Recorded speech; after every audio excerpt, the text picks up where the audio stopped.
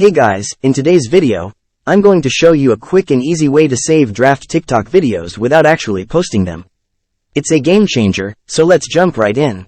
First things first, open up your TikTok app and tap on the little plus sign at the bottom center. Now, let's record a quick video. I'll demonstrate by recording a short clip. Once you've recorded your video snippet, hit the check mark at the bottom right, and then tap Next to proceed. Instead, tap on Drafts at the bottom left. Once you're in the Drafts section, tap on your latest creation. Here, you can add stickers, music, text, tag people, apply filters, basically, everything you'd normally do. But the key step is at the top right, where you'll see a little down arrow. Tap on that arrow. Now, check this out, it works like magic. Tap on that down arrow, and you'll see the option to save the video. Let's open up the gallery, and there it is. I haven't posted this publicly, it's still a draft, but I've successfully saved it to my phone. And there you have it, a quick and easy way to save draft TikTok videos without posting.